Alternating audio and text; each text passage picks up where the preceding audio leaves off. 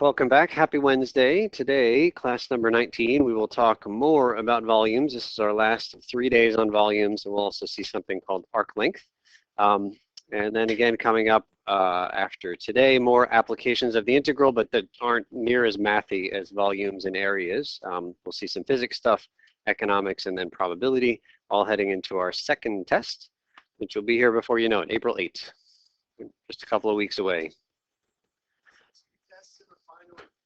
3 tests in the final. Yeah. Okay, what's happening project-wise? You guys are doing chocolate stuff still? Chocolate stuff is due April 6th. When is that? No, sorry. Chocolate stuff is due March 30th. When is that? Monday. Chocolate's due on Monday. Any questions on the calendar?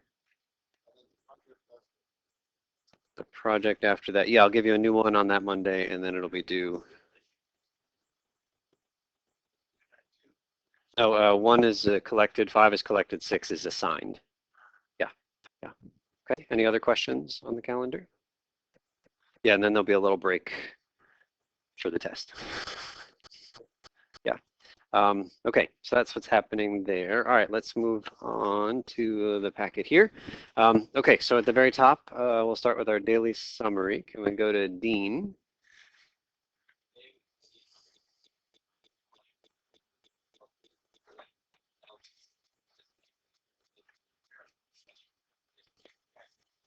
Thank you. Rob?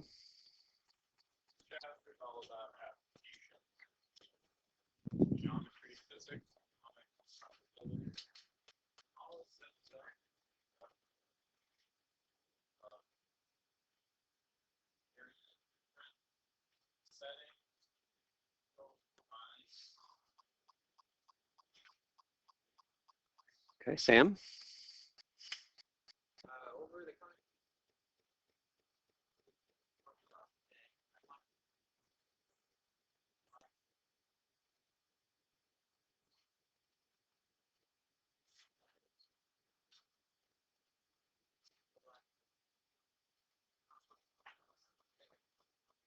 Thank you. Alex?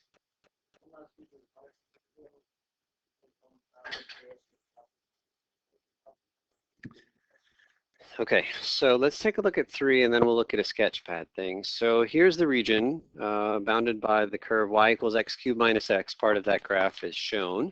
And the x-axis, so that's the enclosed part, between 0 and 1 happen to be the intercepts right there. And we're going to take this thing and we're going to spin it around the y-axis. Now, one thing that we mentioned but maybe didn't make such a huge deal of last time is that when we do discs and washers, which was all about last class, the slice that you draw has to be always parallel or always perpendicular to the thing that you're spinning around. It was always perpendicular. And so if you imagine, so I've got 2 copies of this, so don't draw this because this isn't going to help us here. But that's the slice, and that has to be the slice if we're using discs or washers when we're spinning around a vertical line. Got to be perpendicular to make a disc or a washer, right? And you can see it. When I spin that thing, does it become a disc or a washer? That's a washer, right? And so we can do our washer thing in that case. But if we're going to do that, and we pick this generic point over here, x comma y, and I'll pick this other generic point over here. I'll also call it x comma y, not such a good use of notation, but would you say that the radius here is an x or a y? That's an x, which means you would have to solve whatever equation you had for x. Can you solve this equation for x? Can you get x equals? It's really hard to do. Honestly, I can't do it. There is a cubic equation formula, like there's a quadratic formula. There is a cubic formula. I don't know it. But in theory, you could solve that for x, but like it's really challenging to solve that for x, right?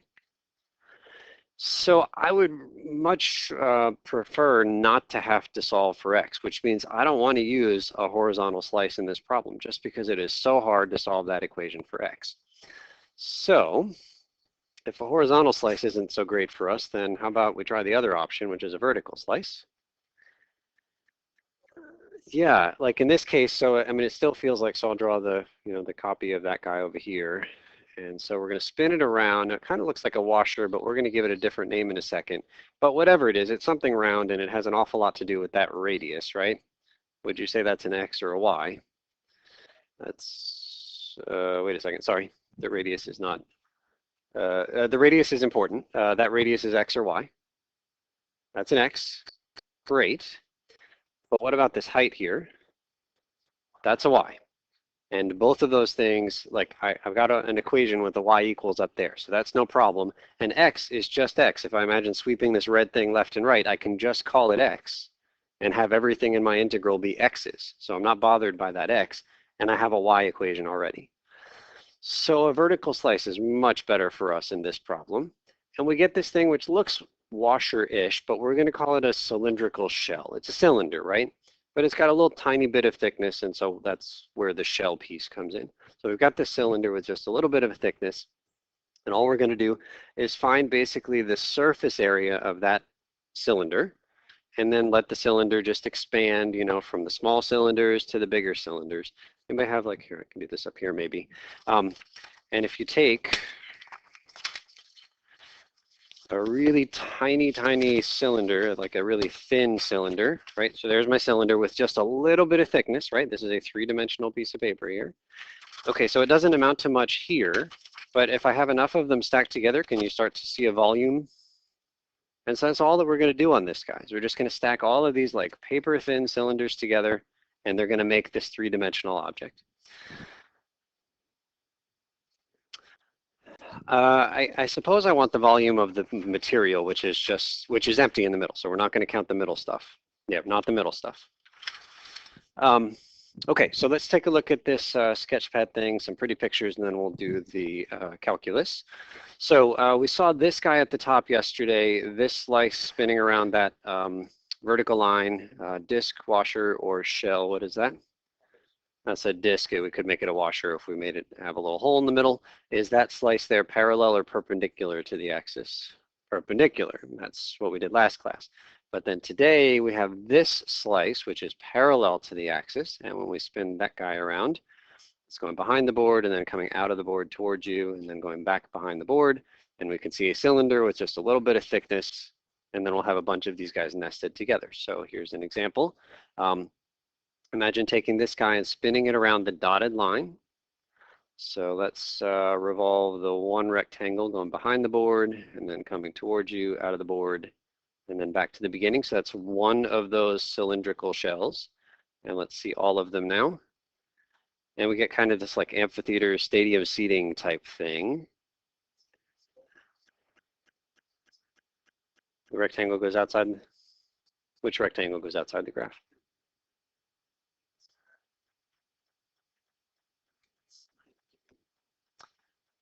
You guys buy that? This particular rectangle is a little bit too big. So how would we make a better approximation? More rectangles. All right. So I don't know how many. Let's try 20. You guys are all right. Let's try here. Reset. All right. And that's way better as we can see, right? A lot less. Still a little bit too big, but not bad. Come on, it's not. Reset. Right. You guys are making me uncomfortable here. All right. Okay, so this is the actual shape right here. This is the perfect shape, no rectangles, but the actual thing spun around, right? Infinite number of rectangles. Yeah, and so that's it. And so it is formed by all of these paper-thin cylindrical shells. All right, so let's see if we can actually do, stop. Let's see if we can do, yes.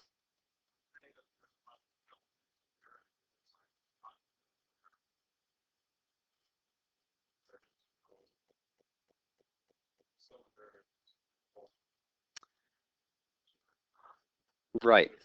So there's one cylinder. I think I needed to move this guy. That's what you're talking about, right? So what if the axis you spin around is touching the region? So we get this smaller and smaller and smaller cylinder. Sure, technically a cylinder has a little hole, but we're playing the infinitely small game, and so that last one is like a line segment, I guess. Okay, good questions. All right, so let's actually do our calculation here. So again, the idea is we're going to find the surface area of that cylinder and then just add up all the surface areas to take care of the entire 3D volume. So we're going to start with a surface area of a cylinder formula. Anybody happen to know that formula? Yeah, it's the circumference of the circle at the bottom is 2 pi r, and then just multiplied by whatever the height is. So 2 pi rh. Okay, so believe it or not, that is the only thing that I know about cylindrical shells. It's just 2 pi rh. And I know I'm going to throw it into an integral, and how it comes out just depends on the picture. So let's give it a shot here. So we're going to change some of these things. So we had this generic point down here, x comma y. I think that's an easy step, but it's an important one. And so what's the radius of our cylinder?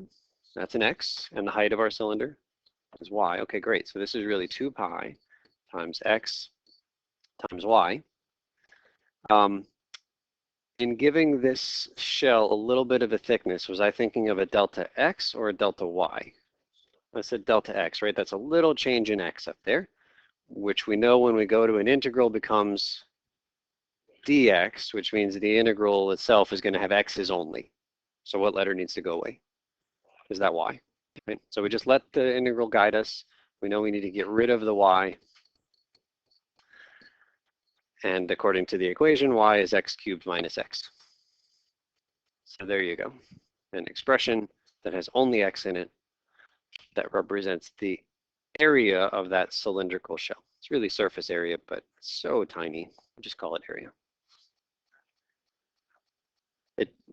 It doesn't include the top and the bottom. Yeah, and then the volume of it becomes times delta x, which becomes the dx in the integral. So let's do our integral. Volume equals integral of that stuff, 2 pi times x cubed minus x. And then times that delta x, which becomes our dx. What's the smallest x value? 0, and the biggest one is a 1, so we're just going 0 to 1.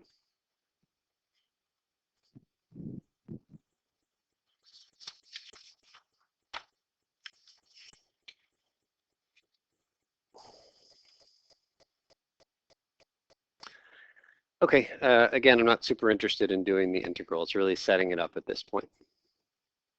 Questions on that one?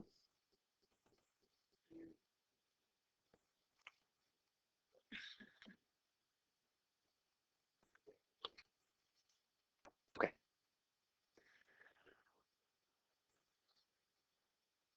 Yeah, multiply it out and it becomes a polynomial with a 2 pi in the front. Yeah. Okay. All right, so 4 is our little summary of the method of cylindrical shells, and we got to recognize the slice in this case needs to be parallel to the axis. So this is the other direction. Last class we had discs and washers, and the slice was always perpendicular. Shells, the slice is parallel.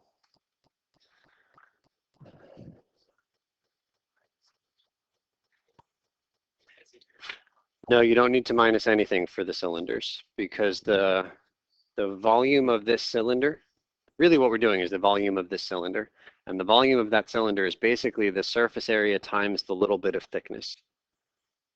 And that's just the volume of the stuff that I care about, not the hole in the middle. It's just the stuff that I care about. Like, no, it doesn't include the hole in the middle. Yes, exactly. Yeah. Okay, so here's our little summary of cylindrical shells. It's 2 pi. Oftentimes it's just x times f of x. To be honest, I don't remember that big. I don't want to remember it. It's not always that. Why is there an x in there? Why was there an x in there for us? Where did this first x come from? That was the radius. Okay, oftentimes it's the radius, but it's not always the radius. So like if I, instead we're spinning around the line x equals -2, the radius is now x plus 2 more, right? The radius would just be x plus 2. So I don't want you to memorize, oh, the radius is just x times f of x. In the easiest cases, it is. And then why is f of x there? Because that was the y, which was the height. Great. All right, so one more application of the integral here has to do with arc length. If you have a line segment, something straight, then we have a way, like if I said I'm connecting 2 points, 3, 7 and -1, 4, you have a little formula that you could use to find the distance of that line segment, right? It's basically the Pythagorean theorem, but you might know it as the distance formula. And if I happen to have a circle, then you have a formula for the arc length there, right? And it's just called the circumference. But what if I gave you like part of a parabola, y = x squared? And I said, find for me the arc length, just the distance along this parabola between 2 points. I'm guessing you've never been asked that question. You didn't have the ability to do it until now.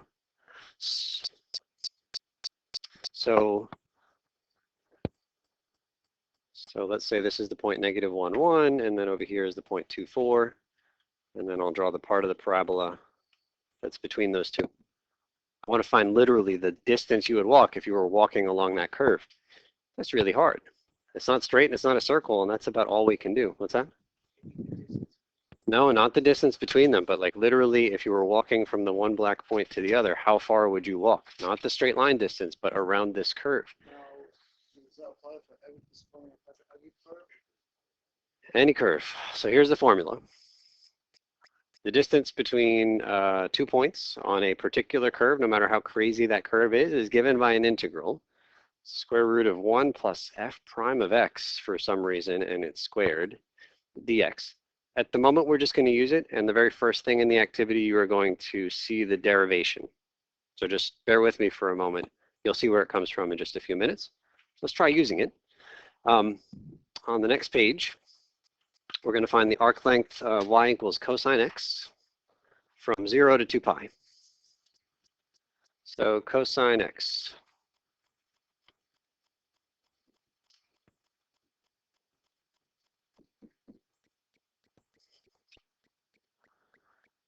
Okay, so again, you've never been asked how far would you walk if you walked along one period of the cosine function.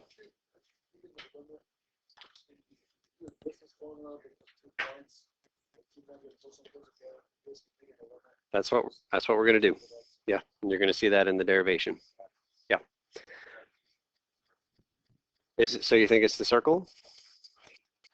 Well, I mean, like we know cosine has a lot to do with the circle, but that's not really that's not the unwrapped version of the circle, right?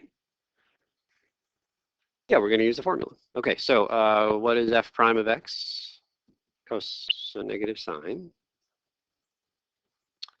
Great, so we're just going to stick that thing into our magic formula. So arc length, I'll call it L for arc length. Integral from where to where? 0 to 2 pi, that's given. Square root of 1 plus, so I'm just going to write it out, negative sine of x, and what do we do with that derivative? Square it for some unknown reason, dx. There you go. That's the formula for the arc length. Once you've got it written down, type it into the calculator.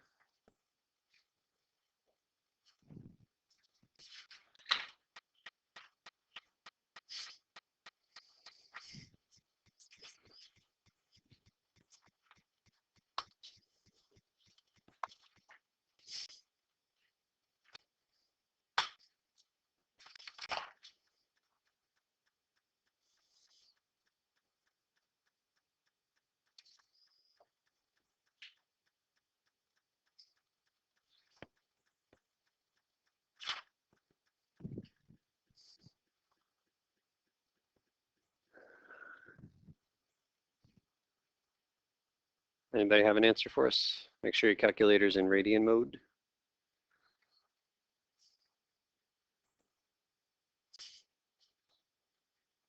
One vote for 7.64.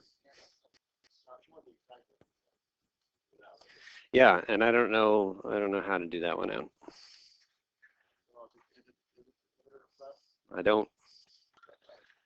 There's hardly any arc length calculations where we can actually do the antiderivative by hand.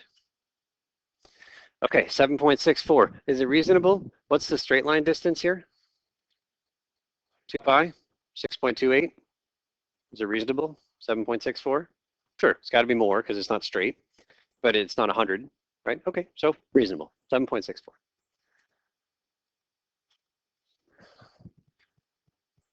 Okay, so it turns out there's also a parametric version of things. Now the fact is, I don't know if we used the word parametric one time in Calculus 1. I'm not convinced that we did. Did we? Yeah, maybe pre-calc was the last time you saw parametric stuff. I'm going to skip the parametric thing. We're hardly going to talk about it this semester too. So, so we're going to skip 7 and 8. There might be something in the homework. You can ask questions on it if you want to. It's not the most important part of today for me. I'm not going to put it on the test, no. And I'll say that on the next page, there is a number 3 here. There is something that says rewrite parametrically, so I'm just going to say don't do that. Right. Just use the same formula we did when you get to number 3. It is pretty easy to write circles parametrically. So yeah, maybe that's why this is here, but just do it the formula way that we just used. Okay, raise a flag if I can help. Activities start with the derivation, so carefully read through. Yeah, we're going to skip 8.